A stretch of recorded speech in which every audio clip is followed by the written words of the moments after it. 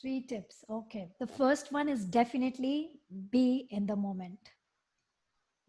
Just enjoy what is today available to you, because future is unpredictable. I don't even know tomorrow morning if I'm going to wake up or not. So living your day is very important. So be in the moment is the first advice I will give. Second, I will tell myself not to fall for shiny object syndrome. You know, oh, somebody's selling some course, somebody's saying something. So everything looked like, gold to me. I was like, wow, why am I not there? So that's second thing. And third, I would say, don't compare your beginning to someone's end.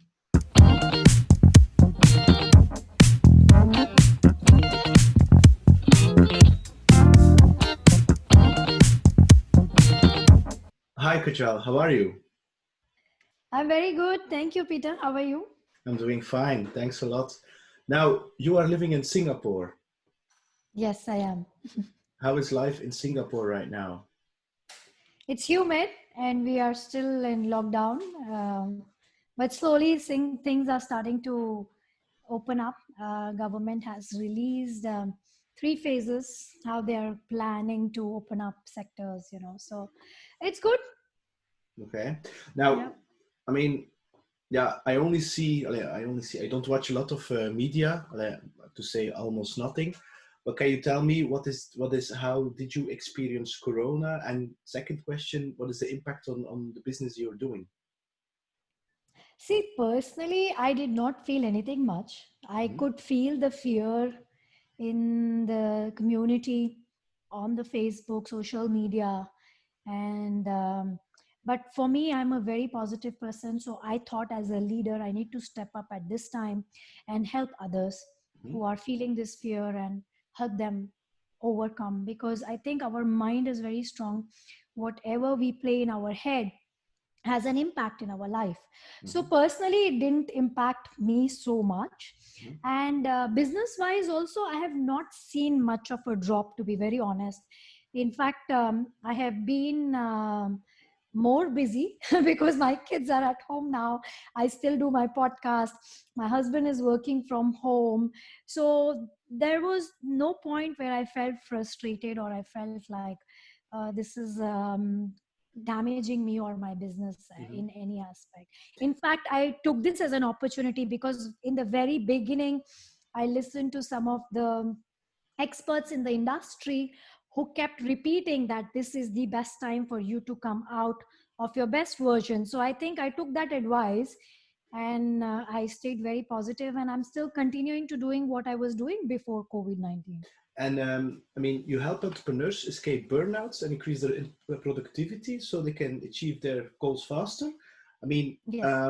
you were delivering those services towards entrepreneurs in Singapore, but as a result of Corona, you're now also doing it internationally via like these video calls, or this has nothing to do with it? Actually, COVID-19 has nothing to do with my business. But yes, you're right. I have been working in Singapore for last 7 years, Hmm. but I started my online journey only last year. Okay. I wanted to expand my wings and help out people who are very stressed out. So I realized, because most of the research also shows that 60% or 66% of the Americans are stressed out. So I thought, why not I start doing online coaching for people who are in West, US, Canada, or somebody in Europe. So I started my online journey much before COVID Yeah, 19. okay. Yeah. Okay. Now, you are a mindset health coach. Do you believe that people have more burnouts during or after Corona? I think so. Yes. People are losing jobs, and a lot of people have fear of Mhm. getting infected, because even when they go out, though they are wearing the mask, if somebody is coughing, there's an unnecessary fear which has been incorporated into our system now. And I don't think it's as bad as it's blown out of proportion. So, yes, I think after COVID 19, people need more of our services to, rewire their brains Mhm. and be positive and not be afraid, because there are a lot of other things which are serious, more serious than COVID-19. Yeah. There are a lot of people who die from heart attack on a daily basis. There are a lot of people who die in car accident, you know. So COVID-19, the death rates are very low compared to other problems. Mhm. So I think people will have to understand this, and they will have to overcome this fear. So I think Okay. after COVID-19, yes, we'll have to train people more, even a lot more. Yeah, yeah, yeah. And I mean, generally speaking, what are the typical things that you see that people are having lots of stress and causing actually that burnout? And generally speaking, what are the typical things that you see within your clients or potential clients? So general mostly is fear, Mm. fear of losing jobs, fear of health, fear of not being able to have the normal life, Okay. fear of not being able to travel. So it's mostly fear, but everybody has their own different area, you know. Hmm. Not everybody is stressed out because they're losing jobs. Mm. Somebody might be sick and now they're feeling fear because their immunity is already so low. Hmm. So what if they go out and they get in contact with someone who has corona? So Hmm. their fears are different compared to someone who's thinking about money, Yeah. somebody who wants to travel, you know, somebody's business is based on travel. So everyone has different reasons, but I think fear is the most impactful thing which corona has got into Okay. Okay. people's mind and body. Yeah. Well, that's an interesting thing you just mentioned, people's mind and body, because I see a lot of coaches talking about the fact that, boost your mindset, have a positive mindset, and that will solve everything. And I believe that's only partly true. What's your Yeah, opinion about that? yeah, you're absolutely right. I always tell my clients and students as well, just thinking about it is not going to help you, right? First of all, there are two aspects to it. Being positive is good, because being negative is definitely not good. Mhm. When you're thinking negative, it is having an impact on your own body, your cells, and also the environment. So it's better to be positive. That's one side of it. But just thinking positive and doing nothing about it, not taking any kind of action, is not going to help you. So changing, and also changing the mindset takes time. It's a transformational change, so you can't do it overnight. You'll have to constantly keep doing it, like you brush your teeth daily, right? What happens if you don't brush your teeth for a couple of days? Imagine. So people don't think how important it is to train your mind daily. Don't think that you have done it for 2 weeks and nothing happened and then you give up. It's easy to give up. Of course, you need to give more time. Even when you want to, when you plant a seed, you have to nourish it. You have to give water, proper food, and sunlight, and then it blossoms into a small plant, and then it grows into a tree, and then the flowers, and then the fruits. So everything in life has a process. Even if you plan to have a baby, you know, you conceive and then you have to wait for 9 months to actually have your child in your hands, right? Yeah. So in life everything has a process. So mindset change also has a process. You can't change your mindset, or you can't just start thinking positive and that's it. No, Yeah. there are a lot of things you need to do. Okay. And do you see? You were not born in Singapore, if I'm correct, eh? No, I'm born and raised in India, Yeah. but I've been living here for 7 years. Now, do you is there a difference between that mind body belief connection that in Asia as a whole is more, that people there are more aware of that, whereas in Europe or in the US, that's what I believe. In Europe, it's still for a lot of people, they don't know that. Even the Hmm. term mindset is like something very abracadabra. Do you, because you have a mix of international customers, do you see, Right. what do you see there in terms of differences? Yes, definitely. I think Asians get the concept easily compared to Westerners. But surprisingly, there is a lot of research happening in West. Yes. If you see, US is doing so much research on yoga and Ayurveda and mindset and Yeah.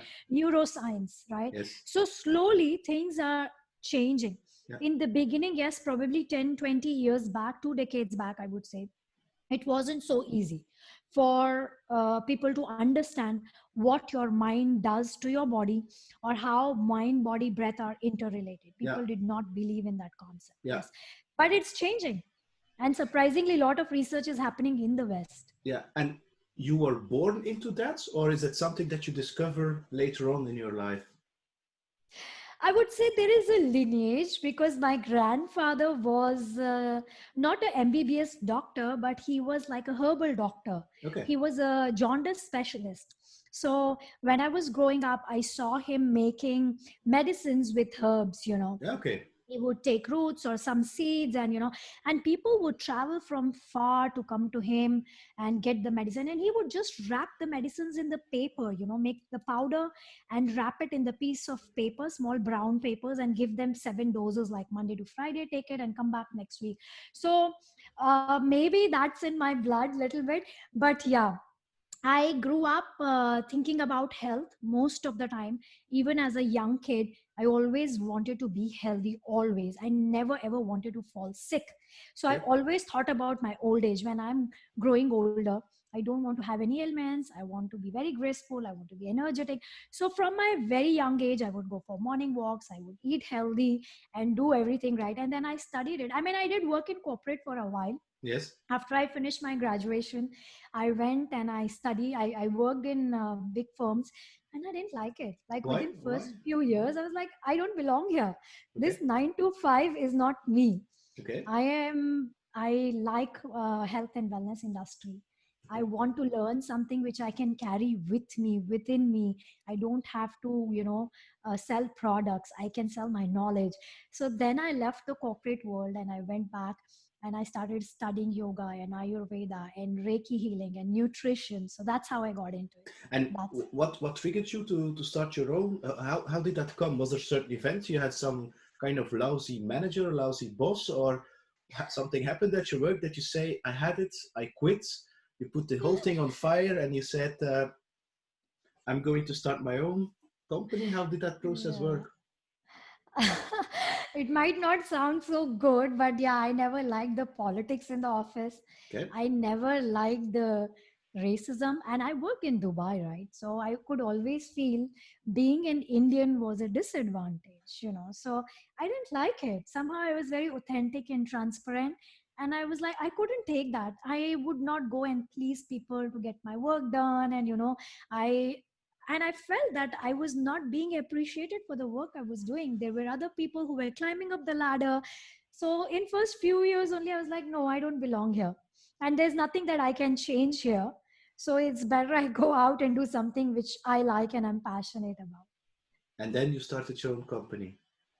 No, Be- I first studied for a few years, couple of years. I went back to India. I studied, as I said, yoga therapy course. okay. I did my master's in yoga. So because very interesting part was like when I was doing my yoga therapy, and I was in this university, and inside the university is hospital, right? So this hospital has different departments. So after we finished our 6 months of theory part, the second semester was practical. So every department you have to work for 21 days, Hmm.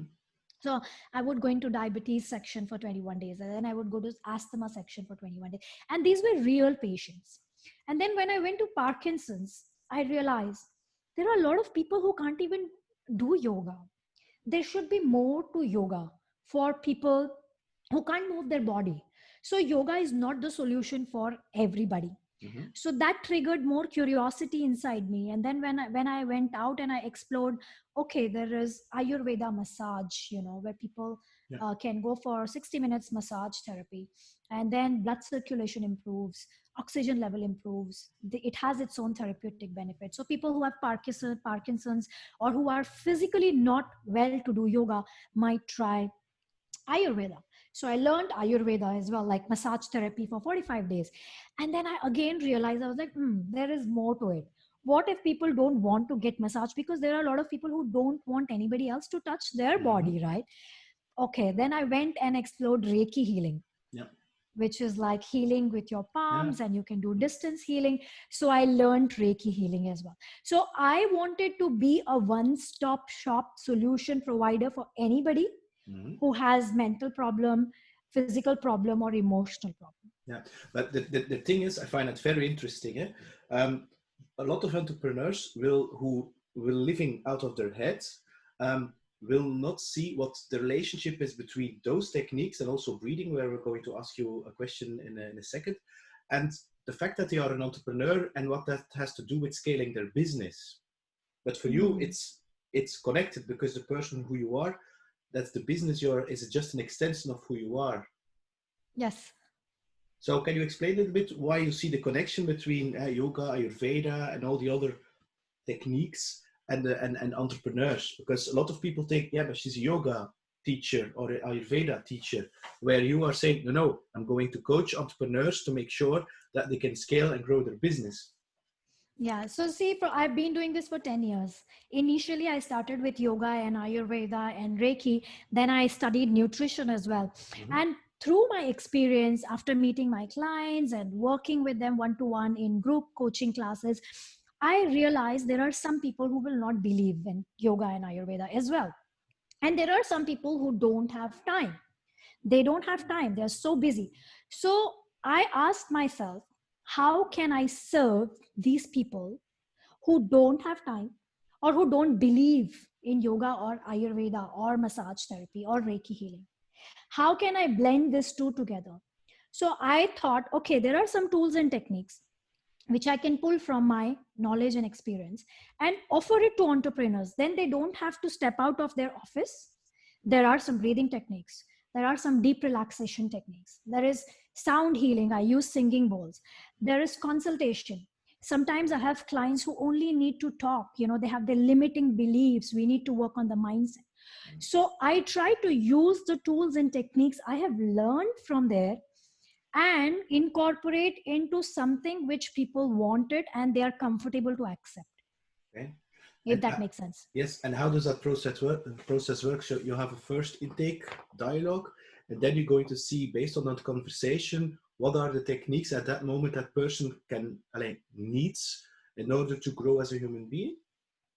That's very interesting question, and I'm glad you asked that. So most of my clients ask me, why don't you do too many group coaching classes? Yeah. So if you are living in Europe Yes. and someone else is living in US, and then I have someone in Australia, someone in Africa, someone in India, I have 5 different clients, and then all 5 have different time zone, Mm-hmm. different climate conditions, Mm-hmm. different business experience, different eating habits, different lifestyle, different likes and dislikes. How can I coach all 5 in the same group? So what I do, I like taking clients on one to one basis. Mm-hmm. So I understand your lifestyle, what time you wake up, what is your eating habits right now, what is your work, how much stress you have right now, what are your stress levels, do you have any fears, do you have limiting beliefs? So we do that exercise. Then when I understand your lifestyle, I ask you, what are your struggles, what are the areas you want to see improvements. I don't want to impose something that I believe will work for Mm-hmm. you. So if you say, okay, you know what, I'm not able to sleep well, I want to work on my sleep. So we work on the sleep first. I give you some techniques and tools to implement, and then we do it for 2 weeks, 3 weeks. Once you see the results, we move on to the next one. You say, okay, now my sleep is improved. I feel good when I wake up. I want to work on, eating healthy options. This is my current meal plan. How can I tweak it? Because if you try to do everything together, you fail. So I always tell my clients, take baby steps. So mostly we work on 3 areas: mobility, sleep, and food. So whatever area you want to work on first, we start with that and then we move to the next one. And mobility being one of the very important things, because entrepreneurs are so busy, they are sitting in wrong postures, rolling their shoulders forward, collapsing their chest, dropping their head down. All these brings physical problems. First of all, you'll have neck pain, you'll have tension, shoulder pain, and your eyesight. Then you have probably indigestion, because you are always compressing your internal organs. So correcting your posture, helping you understand how important it is to take break every hour to stand and do a stretch, Mhm. and moving more, every 1 hour walk for 2 or 3 minutes. Because when you stand up, the blood circulation in your internal part of the body improves, oxygen level improves, and then you escape the problems physically and mentally, So if that makes is it sense. also something that you advise to people that they're going to work standing up? So Yeah. I know colleagues who are just working all day, but they're standing, so they're not sitting down. Is that then also a good thing? No, it's not so good. That's what I mean. I'm publishing my book. In my book, also, I did mention this, that overdoing anything is bad. So, overdoing standing is also not so good. You need to have Mm. the right balance of sitting and standing, right? If you're going to stand for 8 hours, it's going to bring too much pressure to your legs and your knees and your hip joints. And eventually, over a period of time, you will start having knee pain or hip pain or ankle pain. And especially if you're working in a corporate, you are not wearing comfortable shoes. You No. have to understand that. So having a right balance of sitting and standing. So I would advise corporates to have movable desk. Every employee should have this option. Every 1 hour, they just lift up their desk Yeah. and they stand and they work for a few minutes, and then they sit down. So when they're sitting down, they need to make sure their posture is right, their spine is neutral, shoulders are rolled back, and their head is not dropping too much, chest is lifted up. So there are these little things which can save them. Okay. Now, you just touched about the fact that you're publishing book. That was my next question, but I have first another question about the breathing. I I followed 3 years ago singing classes, and Mm. the importance of a good breathing is very important because a lot of people are breathing from here. But the fact is, if you want to be a good singer, you have to sing from the belly, from here. And then I started experimenting with different breathing exercises because I found Mm. that interesting. I also did the Wim Hof. You know, if you know him, the Iceman training. He's taking ice cold Yeah. showers. Before that, you have to do some breathing exercises. Can you elaborate more about how important breathing is? Because most of people see it as something very, it's there. We don't have to think about it, but they are doing it wrong most of the time. It's very controversial to talk about breathing and Why? meditation, Why? according to me. Why is it? Because I will say most of the people who are teaching these breathing techniques are not doing justice to it. Okay, If you, interesting. yeah, if you actually understand the philosophy and how yoga teaches you to breathe, or ancient yogic science, I would say it's completely different. Breathing is like, if you do it wrong, it can cause damage to your lungs and your brain and your heart. And how can you So do it breathe. wrong? How can you do it wrong? What is then wrong? So you see, nature made our lungs to breathe, not our belly. That's the Oh, first thing. No okay, doctor tells you, if you go to a doctor, no doctor tells you to breathe from your belly. If you have breathing problem, they check your lungs, they never check your belly. okay, Right interesting. or wrong? Yes, that's But correct. then most of the people are saying breathe from your belly. Of course, when you're breathing, your diaphragm is connected to your stomach. It moves up and down or forward and backward, but you don't breathe from your stomach. You breathe from your lungs.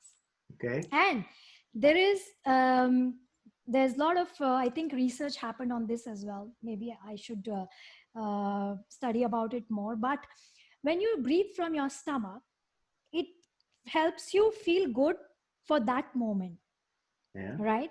You feel good. I'm not saying it's bad and it's wrong and everything. You feel good in that moment. But if you have to think about long term, you need to train your lungs to breathe. For example, you are going for a yoga class now, and then they teach you how to breathe from your belly. But that's not going to help you to climb a mountain.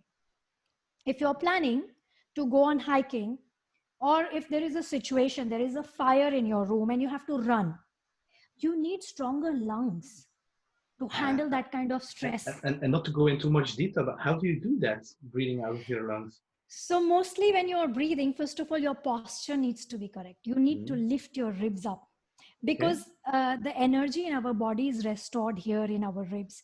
That's why when you're feeling low and suddenly you start stand up, you feel good, Okay. because this is being compressed and you feel low and lethargic.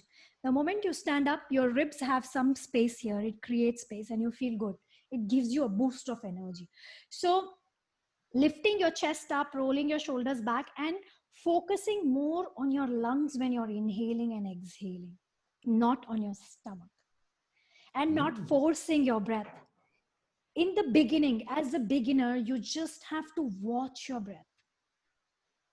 Watch your breath. Even watching your breath expands the capacity of your lungs, even if you just do it for 2 minutes. But okay, now we're going to jump to meditation, where they say you're going to put your awareness on the breathing first, how, and then sometimes also they say put it on your belly or your stomach. There's also a relationship between that, I assume, or not? I mean, that's what I said. When you're breathing, Yeah. automatically your stomach will move Yes. Yes. Yes. because it's connected, but you don't have to focus on your stomach. Yeah. You have Okay. to focus on your lungs Okay. Interesting. to Now, make it more stronger.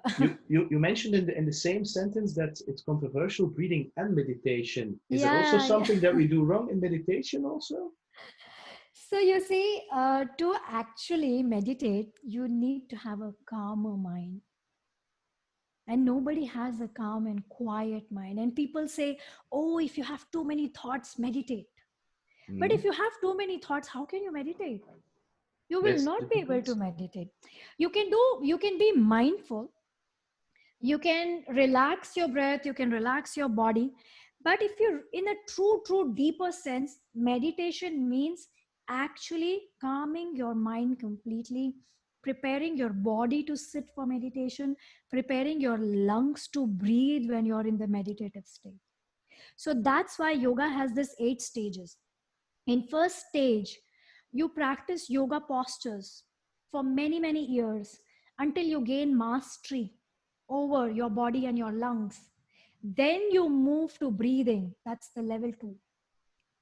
Level 3 is you clean your body. You do some cleansing techniques, internal cleansing, breathing, you cleanse your breath, you cleanse your organs. And then the fourth state is meditation. Mm. So if you're a newbie, you have never prepared your body to sit for 10, 15, or 30 minutes in lotus pose or in cross-legged pose. You are just telling someone to sit on a chair, close your eyes and meditate. That is centering themselves, but not meditation. You can close your eyes, you can take your awareness inwards and focus on your breath, connect to your body, any kind of sensation, but we cannot name that as meditation. But sadly, Mm. industry has named it as meditation. Mm. I've learned something. Now, is this something also you're publishing, or you published your book? It's launching very soon, hopefully in next 2 weeks. So I have put all this information in my book. Yeah, but that was my question. Are you going to talk about breathing and the right meditation in your book? Yes. Are you going to Yes. explain how to do it? Um, Honestly not, but I have spoken about how beginners can, Okay. think about focusing on their breath. But I have not spoken too much about meditation. I did speak about myths of meditation, which I just spoke to you, because I think for meditation you need to prepare your body, your mind, and your breath. Okay. Yeah. Interesting. Interesting. This is for me something new. This is really But something new. but on the contrary, I would say if people think they are sitting on the chair with their eyes closed and it's helping them, it's good. I don't want to discourage people not to do that, because just centering yourself is also very important. And I think it's the basis, because these days most of the people live outside their mind, outside their head. They are so distracted with all the social media and overwhelming information. We are losing connection with our own inner being. Hmm. So if someone is just doing that and it is making them feel good, and then if they think that is meditation, I wouldn't discourage them not to do it. Yeah, but here in Europe, you have lots of people who travel to India or not, and they created some kind of meditation app or a meditation course, even in the US, and and then they call it meditation. But and it can be a mantra meditation, can breathing meditation. It doesn't matter, but they call it meditation. So for a lot of people, that's what they think. And also me, what believe that meditation is. That can be tools for beginners, as I said. If your mind is too agitated, you have too many thoughts, you cannot calm yourself down. So then you use a tool like a mantra Hmm. to change your thought process, or some music, or some affirmation for a beginner, right? Because you're not used to, you have not prepared your body and your mind and your breath. So that's why you can use external tools as a beginner to at least start something. And of course there is a commercial side to it, right? People who are making apps and who want to do this, they want to make money. Hmm. So, and it sells. Yeah. Now, now your book. What is your book about? Is it all the things you've learned, all the lessons you offer to become a more healthier person on every level, or? Yeah, so I have shared my personal experience with stress, Mhm. how stressful my life was few years back, Mhm. and how I managed to deal with my stress physically, emotionally, mentally, and how people from different walks of life can learn, to deal with their stress levels. And in my book, I mentioned, which I learned, and it's my tagline, there is no one size fit all. Okay. So do not fall for the trap which industry is selling you. Understand your own life, your like and your lifestyle, and do things which are right for you, which you can implement, which you can adapt and implement easily in your lifestyle. Okay. Don't just do it because your friends are doing it. Don't just do it because of FOMO, fear of missing out. Everybody is doing it and I'm not doing it. See, I've also worked with a club in Singapore. It's one of the top yoga studios, and they have a lot of members, right? Around almost 10,000 members. But not everybody comes there. People buy membership and they are on autopilot mode. They are paying their monthly membership every month. But imagine if all the 10,000 members come every day. We have what, 200, 300, 500 people. So people just want to be part of the society. They pay money, but they don't have time. They are busy, they are traveling. Sometimes they find excuses not to do it. Oh, today Mhm. my friend is not going, I don't want to go. But then you don't think that you paid money. Why did you pay money to become the member? So don't just do things what everyone else is doing. Mhm. Think right, take right actions for your body, for your mind, for your soul, for your breath, for your food, for your family. So if you said that you had lots of stress a couple of years ago. So if you would go back in time and you would be around you, so the person you are right now, and you go back in time and you would meet the 18-year young Kajal, what would be the three tips you would or advices you would give her? 3 tips. Okay. The first one is definitely be in the moment. Just enjoy what is today available to you, because future is unpredictable. I don't even know tomorrow morning if I'm going to wake up or not. So living your day is very important. So be in the moment is the first advice I will give. Second, I will tell myself not to fall for shiny object syndrome. You know, oh, somebody's selling some course, somebody's saying something. So everything looked like, gold to me. I was like, wow, why am I not there? So that's second thing. And third, I would say, don't compare your beginning to someone's end. That's a nice one. It's a Yeah. nice one. It's a nice one. Now, what is the title of your book? Title of my book is Why Me First. Buy Me First. Why? Why? Why me? WH. Why? Yeah. Because you're also very fascinated about. You're reading right now Simon Sinek. Why? Eh? Yes. What? Yeah, but What? this just naturally happened when Yeah. I chose the title of my book last year, and I started reading his book this year, now last month. Yeah. Yeah. It was a coincidence or whatever. I was like shocked to read, and I was like, oh my God, he's only talking about why. And it's giving me so much clarity as well. And just last week I had this light bulb moment. Oh my God, my book's title is also Why Me First. It has that why. So yeah, I am trying to tell people through my book, why should you keep yourself on priority in every area of your life. Interesting. Yeah, about because yeah. most of my clients don't do that. They do business, family, and health. Mhm. So I say reverse it. Health, family, and business. If your health is good, you're mentally, emotionally, and physically strong, everything else falls in place. You will be happy, your family will be happy, you'll be passionate about your work or your business, and you will spread that happiness. People will look up to you. What are you doing to be like this? So yeah, Interesting. that's why me first. Yeah, nice message. I'm going to buy it for sure. Thank Uh, you. um, you've also started a podcast called Be Bonfire. What is the why behind your podcast? Be Bonfire Entrepreneurs is for the entrepreneurs who give up very easily, aspiring entrepreneurs who started their journey, who don't know, how to stay in the game and be productive. Most of the people, like statistics say that most of the businesses fail within the first 1 year, right?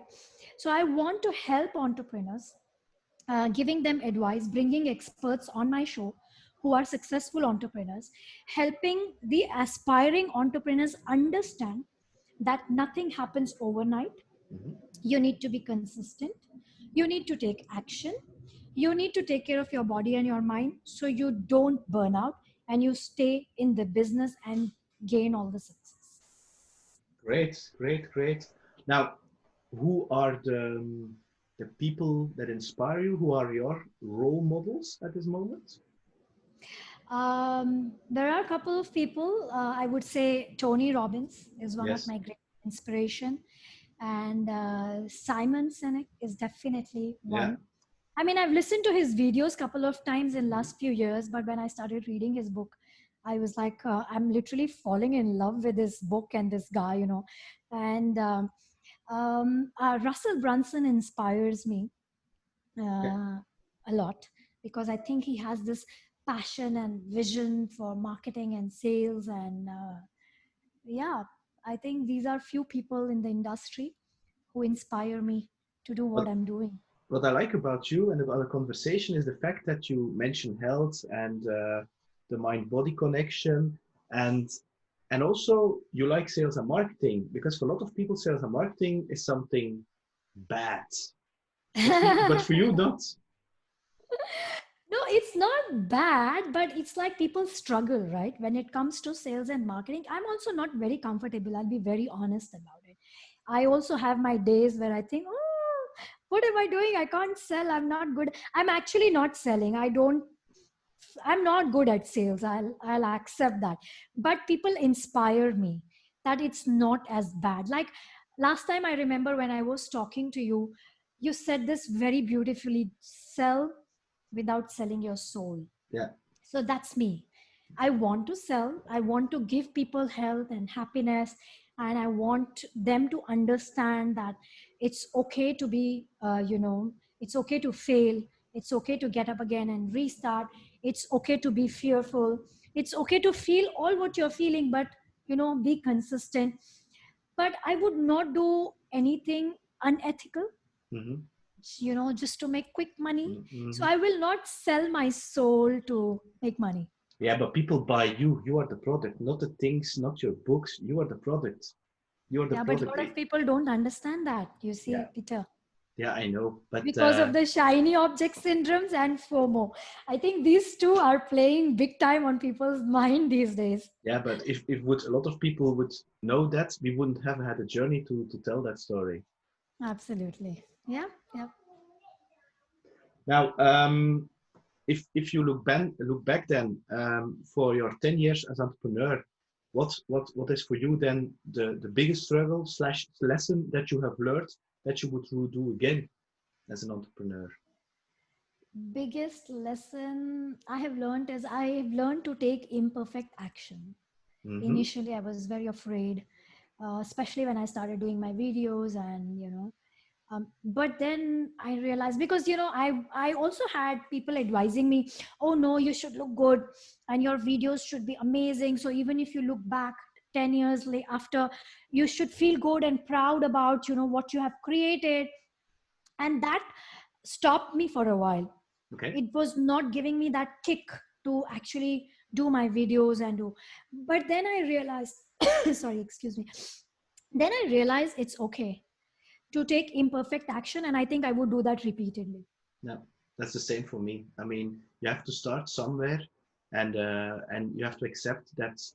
That's what you said 10 minutes ago. You have to take baby steps, but in order Yeah, to take baby steps, you need to learn. And in order to learn, you have to have some imperfect action. So as long as right, you're focusing on a progression instead of perfection, right. you will allez, look at yourself now with the Kajal, for instance, making a podcast or videos, and like 6 months ago, I mean, the things then you're doing and now it's a big world, but compared on a day-to-day basis, it looks minimal. Right. Oh, yeah. I mean, I was watching my YouTube video yesterday, which I created last year in September. Raw. I don't have microphone. I don't have lights.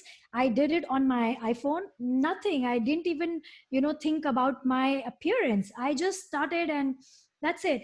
And then today I have ordered so many equipments like, LED light, microphone, headphones, and I make sure that the environment is at least better than, when I started. I see a huge difference. I have grown. Yes. So that's why I said I took imperfect actions Yeah. and I would do that again and Yeah. again to be consistent. And But the thing is also, I also really believe that the message you were saying then and now is it's also about that non-verbal communication. And sometimes when things are a little bit too perfect or too smooth, for me it's like that shiny object. I'm like, no, this person is not human anymore. She's too perfect. I cannot connect or resonate right. anymore with her. So there has to be some kind of imperfection. Because I don't really believe in the guru thing. I believe everybody Absolutely. is a human being. So Yes. everybody has this blockages, traumas, things that they need to solve, they have to work on. And it's that journey. And so I wouldn't strive to being too smooth, because I think you look, all the things you're doing and your communication looks very, very professional. But Thank you. I watched in preparation of this conversation also your old videos, and for me it was like the same Kajal that I know.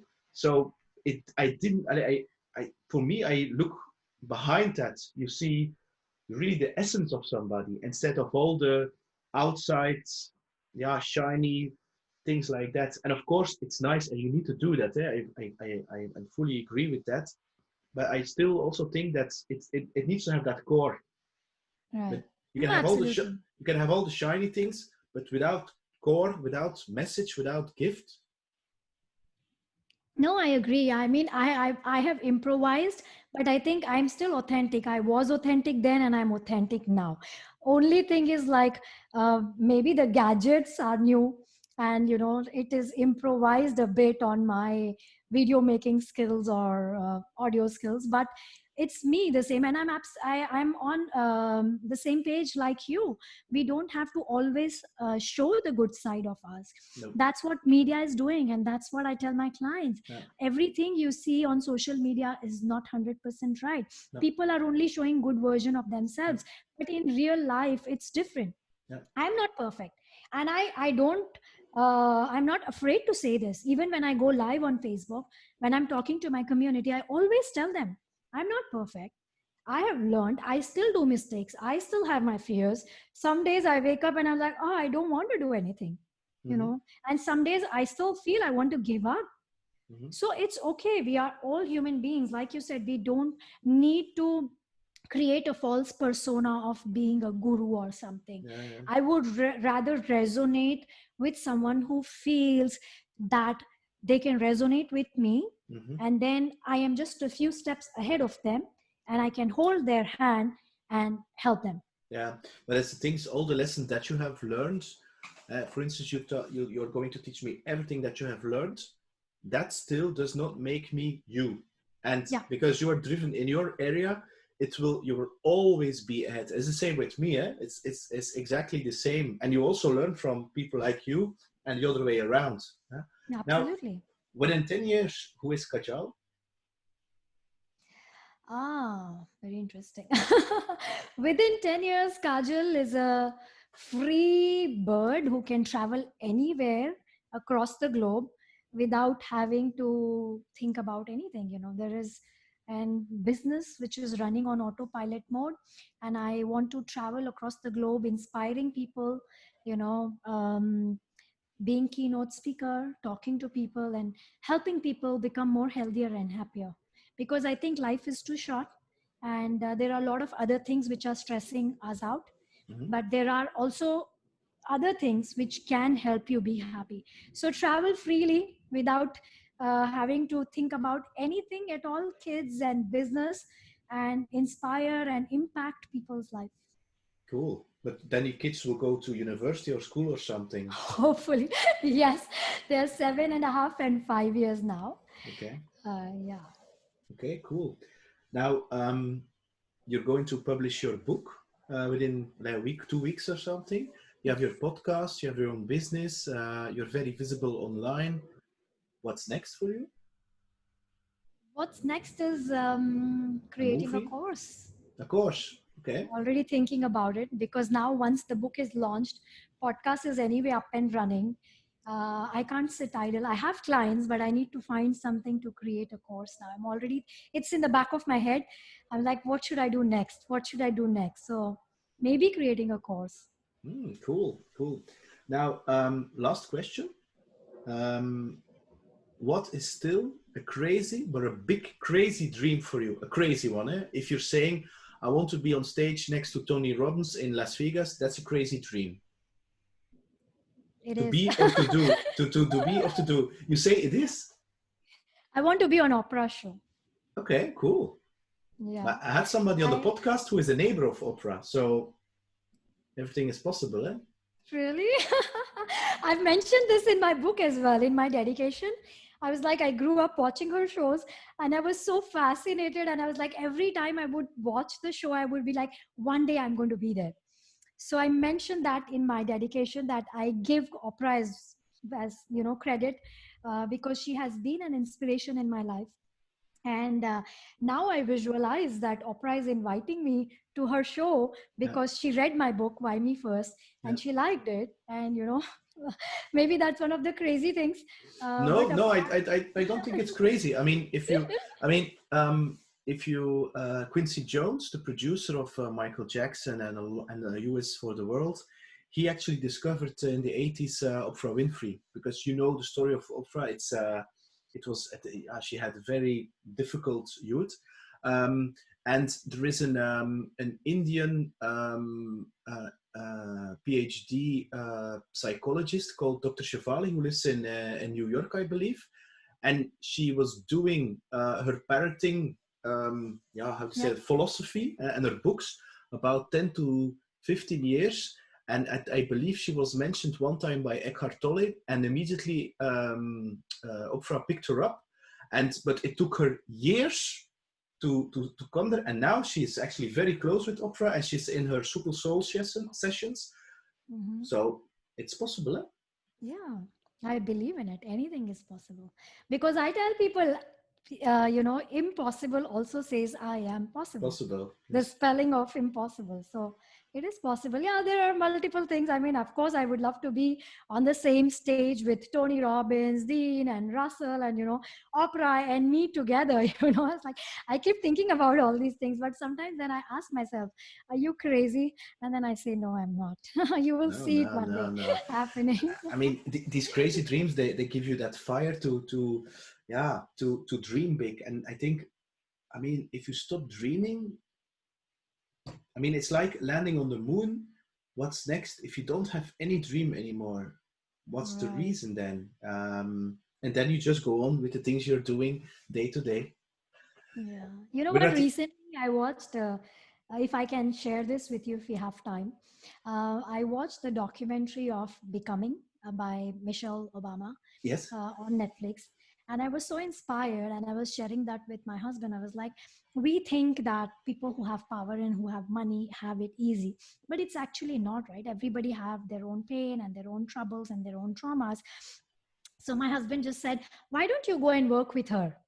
And I was like, maybe one day, you never know. So, I am like this. If somebody gives me a positive, I take it as a blessing, to be very honest.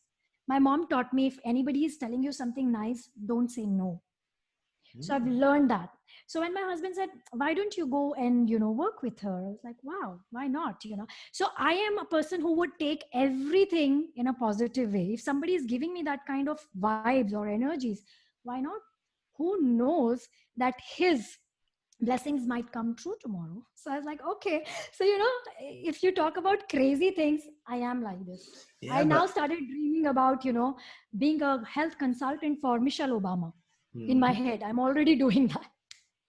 Yeah, it's the visualization part. Yeah, and if you Yeah. connect that with positive emotions, yeah, things will come true. Eh? Mm. I like that. I mean, this conversation really gives me a lot of positive energy and new insights, and I'm very confident this will be the same for our or my audience because you touched upon a lot of things which normally the guests I have do not touch upon, and I really believe that's something to do with who you are and of course the background where you're coming from and where you are living in. So, I'm glad. Kajal, I want to thank you. I'm very grateful for your time, your energy. And I'm going to mention all your details about social media and so on, and where people can find your book. Is there anything you want to share that we did not touch upon that I No, forgot I'm to ask? good. No, I'm absolutely fine. I hope people can relate to this information and find value. And thank you for the time. And it was my honor to be on your show. Thank you. Thank you very much, Kajal. I wish you lots of success, lots of pleasure. And Thank you. when you are next sitting opera, I want a signature. So, I will shout out for you. yes, do that. Thanks. For sure. That's All my the best. commitment. Yes, yes. I will hold you to that. Speak to you very soon, and it is very nice knowing you. And speak Thank to you you. soon. Bye Thank you. bye. Bye bye. Thank you. Take care. Bye. Bye